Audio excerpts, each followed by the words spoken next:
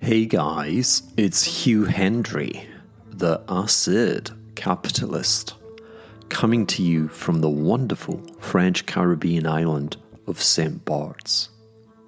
And I would really love it if you're appreciating the show, if you could spread a little bit of love, if you could rate the performance with some of those star buttons, or even leave a comment.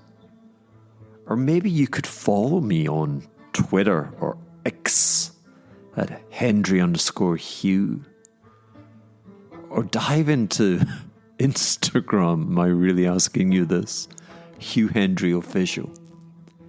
I've been stuck just under 100,000 on Twitter and just under 10,000. I think I'm 10 people short on Instagram for what seems an age. The gods laughing at the ridiculous postures that I adopt. Or better still, come on over to my side of the street. Subscribe to Patreon or Substack, The Acid Capitalist or The Hugh Hendry Show, and have me at your mercy, receiving my economic essays, my letters from St. Bart's, my investment reports from my old hedge fund days, and exclusive premieres of my videos. Would love to see you all. And today I've gone all William Jennings Bryan. To some, Jennings Bryan is history's great loser.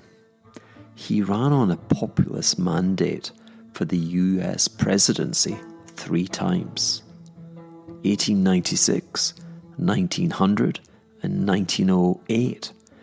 And despite it being a good time to be a populist, to stick it to the man, so to speak, he lost every time. He's depicted in The Wizard of Oz as the lion with no roar. A great orator for sure, but one that was powerless to the onslaught of big money, the wicked witches of the East, the Wall Street banks who really controlled the power in Washington. And in fact, I'm going to start by freebasing on one of his most famous lines. We will answer their demand for higher stock prices by saying to them, you shall not press down upon the brow of labour this crown of thorns. You shall not crucify mankind upon a cross of perpetual Chinese trade surpluses. Mic drop time. Now here's the thing about prosperity. It breeds toleration. You get fat and sloppy happy, and suddenly incompetence isn't just tolerated. No, it's institutionalized. But here's the kicker. Prosperity isn't evenly spread. Today, yesterday, and I guess tomorrow, you've got these immense clusters of the ultra prosperous. Today, I don't know, 25% of the US population, probably less, but they're deliriously rich and they're getting richer. And everyone else, well, they're left clutching at straws with no share in the prosperity pie. Why? Because China, sorry, where did China come from? But China pumps out trade surpluses every year. We send them our dollars and they send us cheap tat to buy on Amazon for our delirium, for the tedium of today.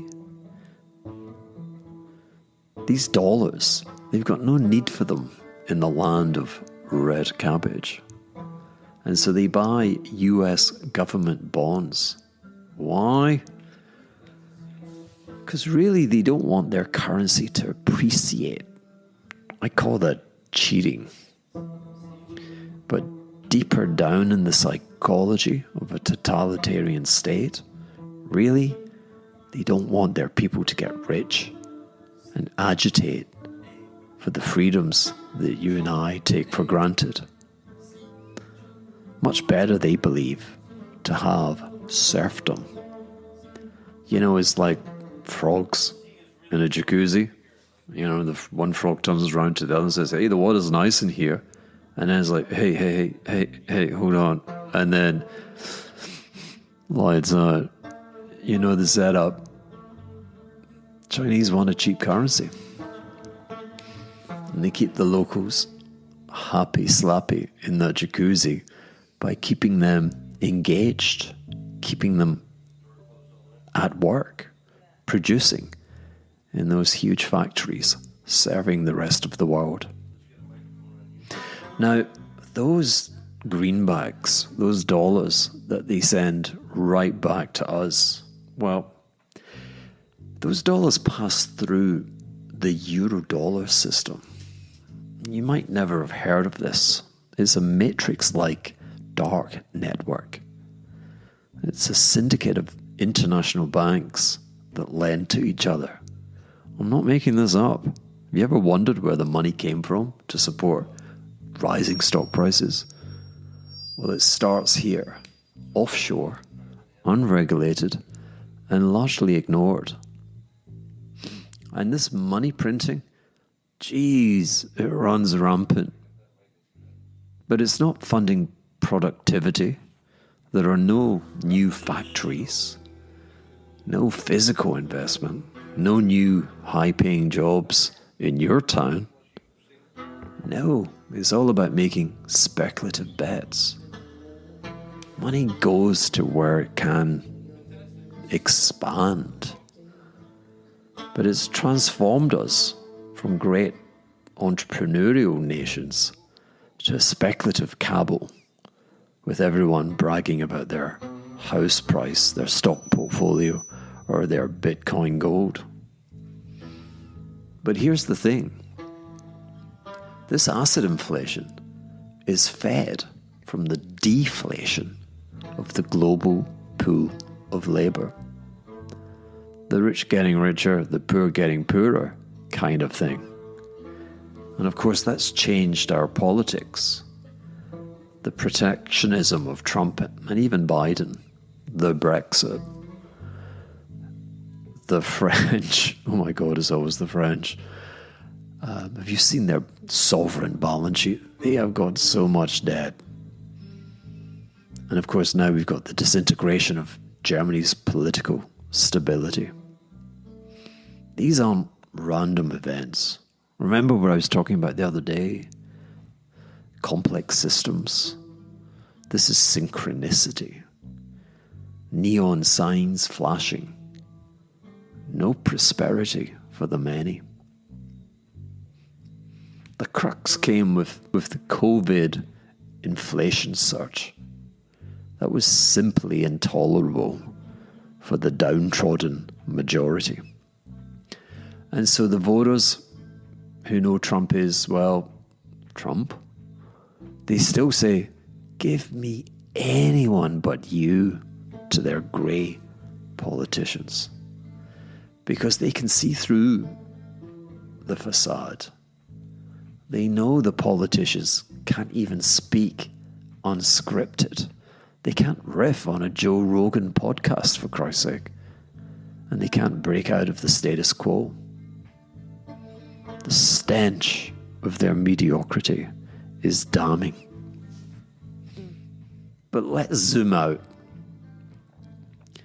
Like I said, money runs Washington. It was written in the book. It always has, always will. And Wall Street loves the status quo. Look at the S&P 500. It's the principal stock market of the world. And it's gone up 60. That's 60 times over the last 40 years, from the start of the 1980s. And guess what? It coincides with the rise of China. And Wall Street says, yeah, bring it on, baby. And so today the true power no longer resides with the people, but with those witches. I'm not going to call them evil, but I am going to say they are residing on the East Coast. And they're casting their spell over the rest of us. And guess what? They're not voting for the prosperity of the many. Nope. They're voting for the inflation of their book. So let's pull back the curtain and reveal the charade for what it is today. We've got a phantom regulator sitting idly by whilst an $80 billion Ponzi scheme rips through the very heart of the damned S&P. They've got this stock micro-strategy. Ever heard of this guy, Michael Saylor? The illusion of great, fantastic gains. MicroStrategy is the number one performer in the 500 year to date. Calls itself a humble software company. But behind the veil, what do we find? Let me tell you, we find a colossus engaged in financial sleight of hand, leveraging borrowed fortunes to buy more and more Bitcoin, playing a game of high-stakes financial disarbitrage. Now, you know what a Ponzi scheme is, right? It's an investment scheme where returns to early investors are paid using the capital from new investors rather than any profit earned by the damn company. This is not prosperity, my friends. It's a counterfeit coin. It enriches the fleet of foot, the financial elite who know how to game the system and exit early. But what of the regular Joe, the last buyer, who dares to believe in the promise of a rising stock price? That sucker, he's left holding the bag, facing obliteration when the music stops. They call it caveat emptor, buyer beware. But for the honest family striving to save, the neighbour hoping to build a better future, come on, give me a break. This toxic charade doesn't just rob wallets, it breeds resentment, envy and despair. It's bad. Now, the onus should be on us to demand a system that works, not for the cunning few, but for the many who build, toil and strive. But it's just not happening. I gave up on this a long time ago. I shipped myself off to, if you will, a gated community on a French paradise island. But the real tragedy, intellectual tragedy perhaps, but no one's talking about putting a tariff on the flow of capital. Tariffs on trade, yeah, sure. But that's posturing. Imagine if we taxed capital inflows from countries like China. Now, instead of protecting the wealth of the few, you'd fix the problems of the many. Keynes had it about right. Close the capital account. Protect trade. Trade makes you rich. Except no one dares challenge the status quo. And this exorbitant privilege that the US enjoys, that you read about in the financial press, the privilege of printing dollars to pay off their debts, that, my friends, is a privilege for the few. But it's really an exorbitant expense for the many. It's a slow bleed. But maybe the system will implode when the market collapses from the weight of its own hypocrisy. Until then, we're going to live in this grotesque Disneyland of rotating incompetence, replacing one set of idiots with another. Now me, I love a bit of paradox. It's the heartbeat of the market. The universe's inside joke. And here's the thing. The future of even higher asset prices, of Ponzi schemes that no one really cares to rebuke, that system is tied irrevocably to just one thing. The Chinese trade surplus. Oh no, left field, enemy. Stay with me, people. The Chinese trade surplus is a monster. It's a behemoth. It churns out over 1% of global GDP every year. I call it robbing your neighbor.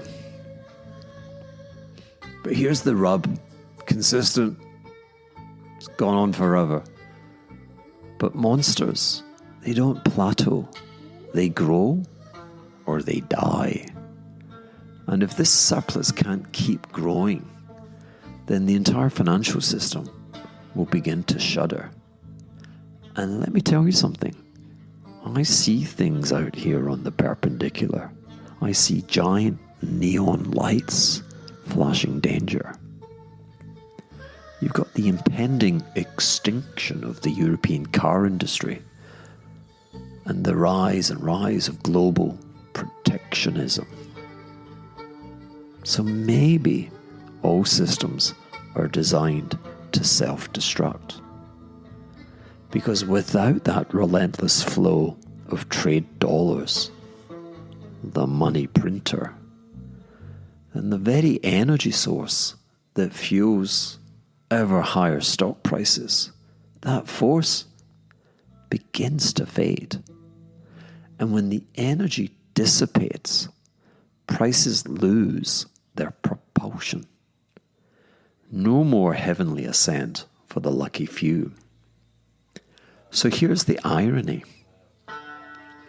Wall Street, in clinging desperately to this unsustainable status quo, may have inadvertently voted for its own extinction. The echoes of 1929 ring loudly in my ears. A time when the euphoria of excess gave way to the cold reckoning of collapse. Because when the colossal American trade surplus couldn't grow no more to feed the monster of the Dow Jones, well, my friends, William Jennings Bryan, that guy was just early. So I leave you with this. The madhouse may beckon. We may continue to ride these waves for a time, but the tide has a habit of turning when you least expect it, and that time may well be fast approaching. Heavens! I mean, is it just me or was that intense? But my dear, dear friends, it's now time to uncoil the tension. It's time for you and me to kick back and relax a little. So as I always say, I really hope it's late. I hope it's dark with you. And I really hope you're still listening. Be lonely if you're not. But with all this macro tension, we need to calm that magic carpet of your mind. We need to send this grey matter to sleep.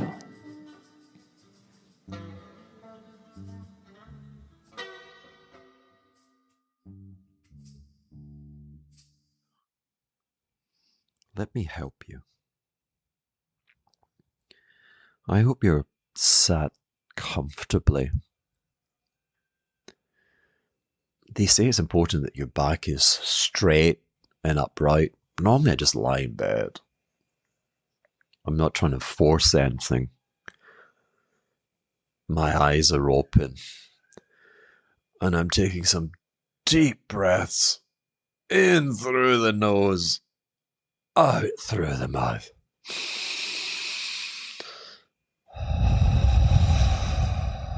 I hope your chest is expanding. And as the breath passes through your mouth, the muscles soften. The stress is being released.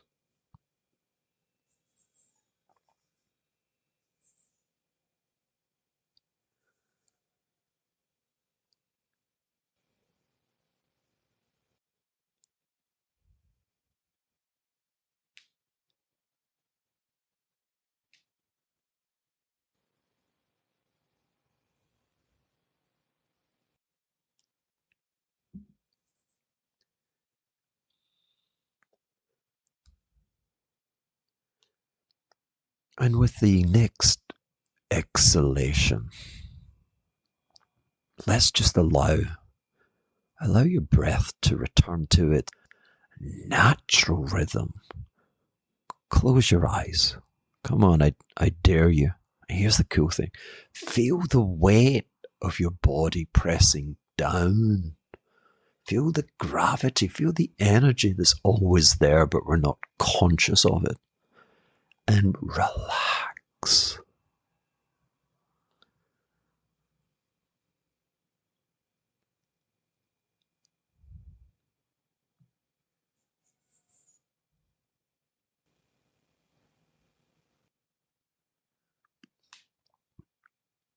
I'm sure you can hear sounds. Let them pass. Let them go. Don't pay attention to them. Notice them by all means, but let them pass.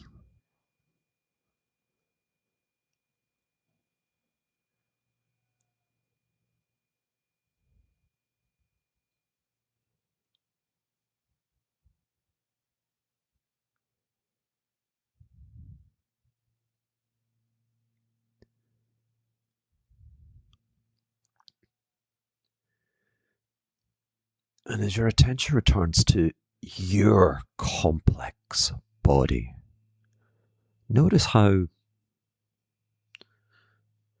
you're sat or you're lying there.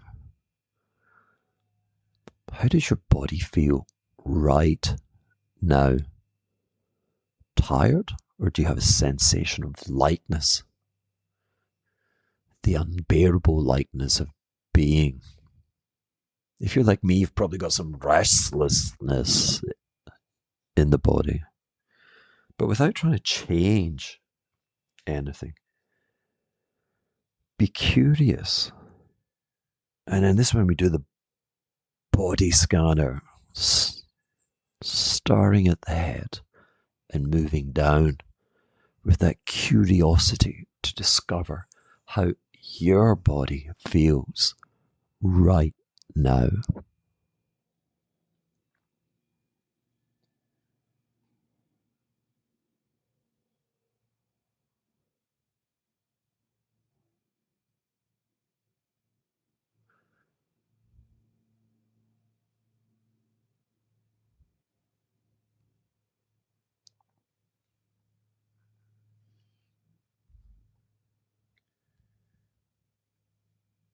And now let's shift that attention to the wonders of our breath and the movement that is always there in our body.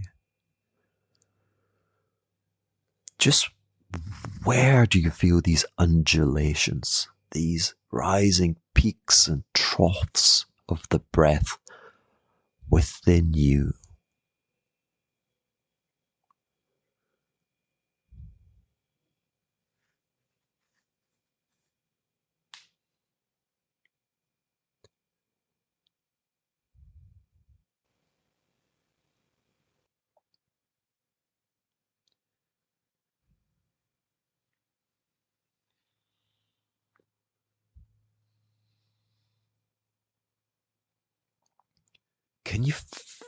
Can you feel it?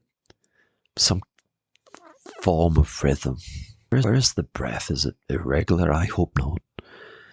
Is it short, shallow, or is it deep and profound? At this moment, only you can tell the secrets of the eternal echo chamber.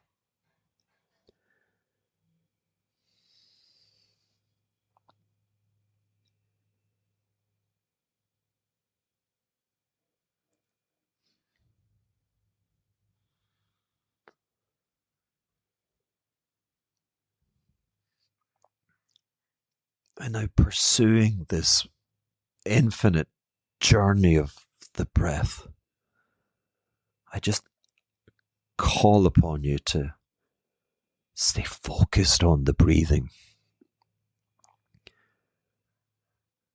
Have you got, I can hear it, I can hear thoughts invading your mind. That's cool. Just let them go. Focus on the breath.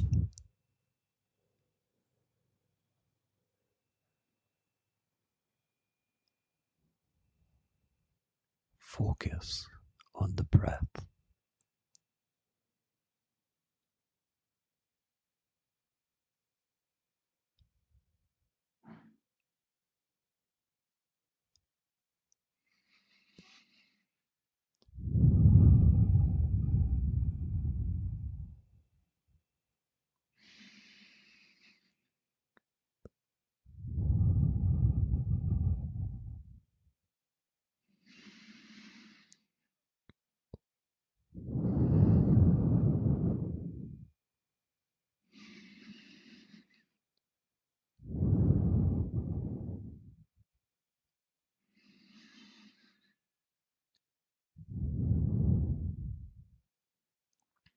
Still allow those thoughts. Let them come.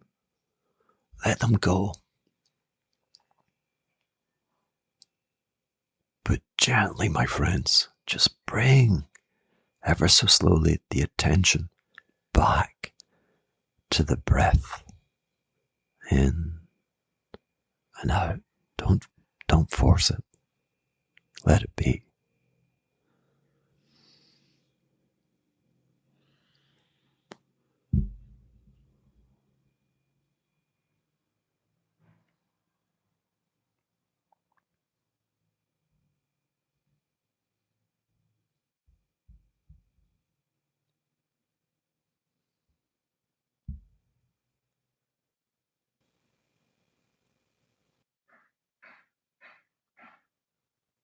Noise is everywhere. But where are you?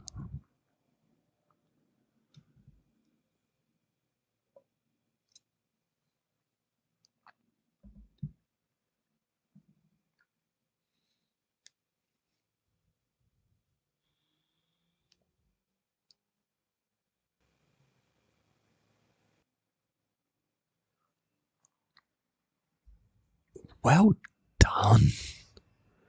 Let it go. No more focusing on the breath. Let it go. Let it hang out. Let your mind run riot. Let it focus on anything.